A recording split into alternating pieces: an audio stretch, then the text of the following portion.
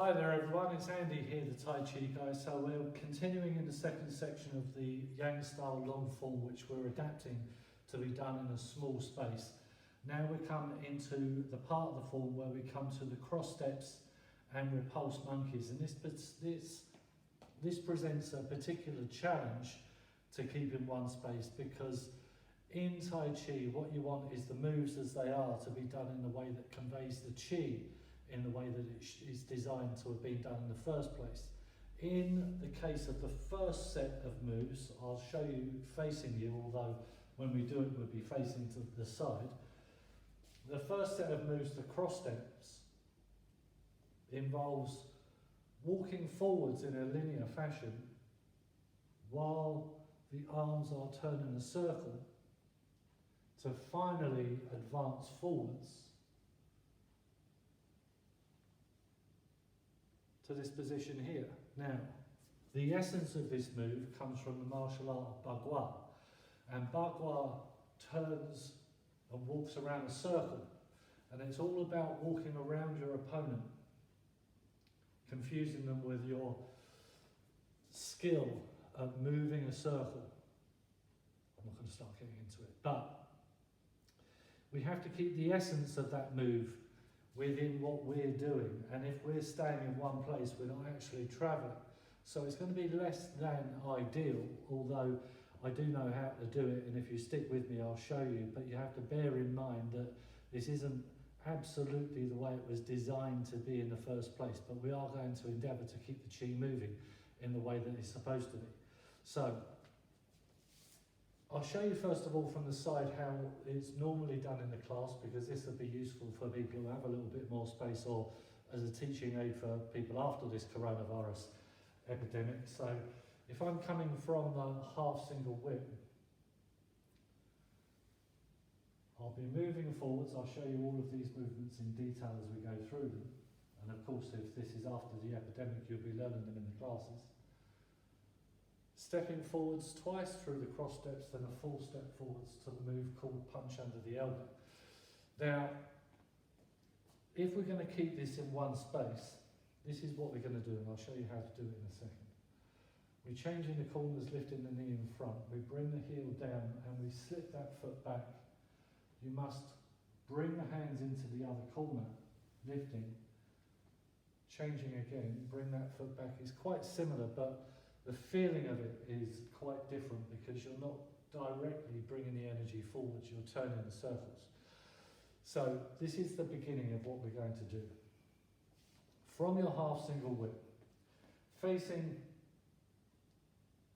this direction, you turn your right foot out into the corner.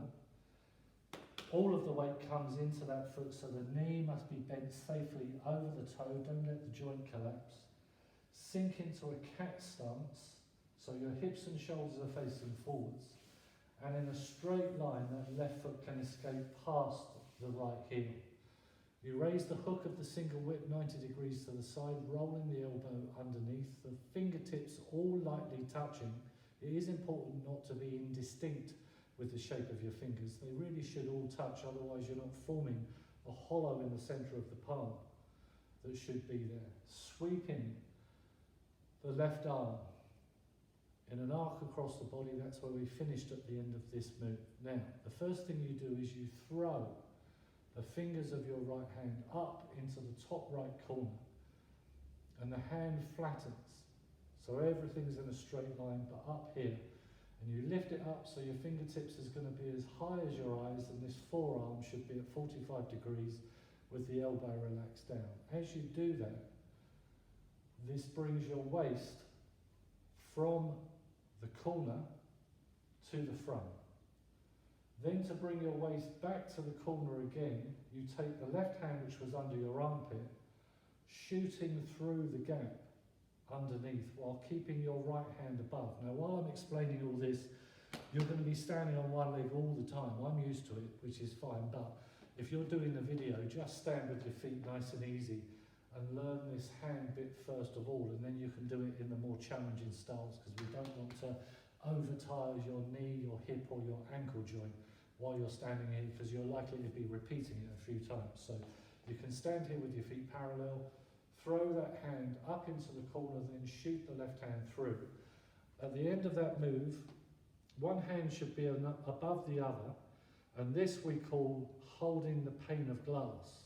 And you hold the pane of glass between your palms, so you don't cross your palms over, which would break it, and you don't separate your hands, which would drop it.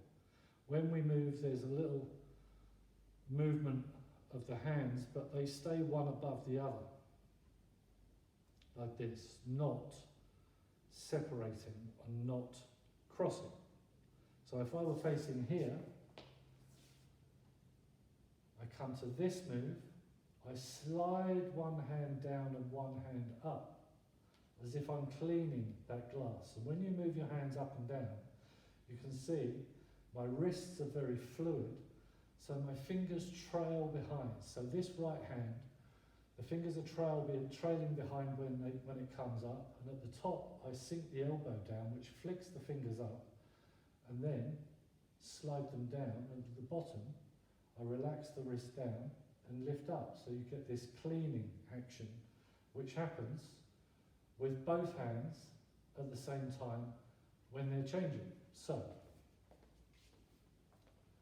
from the half single whip, throw the right hand up, push the left hand through, and you clean that pane of glass as you lift your right knee directly in front of you, as if it's being lifted by a piece of string attached to the elbow of the left arm. So if I face this way to show you from this perspective, 1, 2, 3. Quite complicated, so you probably need to practice that a number of times. That's Tai Chi for you. So, 1, 2, 3. I take my weight sinking into this right leg. I've got to keep the joints protected. I lift the toes of my left foot and I push the heel down. I'll show you this in this direction in a second. This simulates a heel kick running along the shin of your opponent. Down there. So it judders down and strikes. But when you do the Tai Chi, of course, you show it very softly, but all the weight is back. So I'll show you that now in this direction. 1, 2, 3, 4. Then you sweep your hands across your body, keeping one above the other, until they're above this left foot, and you can see I've lifted the toe into the corner, and the hands are over that toe. So from this direction, 1, 2, 3, 4, 5. At this point we have to draw the left foot back. We would normally step forwards. As we draw it back, you change your hands one above the other and you lift the right knee. Now the hands are in this left corner and you press that heel down. Then you sweep your hands across until they're over this foot, the toe's still in the air. So at this point, at these two moves, the toe stays in the air until the foot draws back. You don't bring your weight forwards because we're not moving forwards. So to link those moves together, and I'll show you from the front in a second. 1, 2, 3, 4, 5, 6, 7, 8, and then we're going to draw this left foot back. Make a big circle with the right hand coming around behind you. It draws the left hand with it. Start to sink the weight into the right leg, extending the left forwards. You'll practice this a few times, but eventually you'll do it still looking backwards. Changing the hands behind. This left forearm will start to lift to a more vertical position. As your waist opens forwards, this forearm will block across the front, and your right arm swings low. See how it hangs down? The left foot comes down till I bring the left elbow above the knee, Like a pendulum, it swings down. I tidy up the right foot, and I just swing the fist at the end for a low strike. I think we can all guess where that one's going. Very, very low down there. So this left forearm is above the left leg, above the knee. The right leg's braced behind with the heel on the floor. Shoulder width wide with the stance. You've swung that right arm through to punch low. So if I'm facing this way,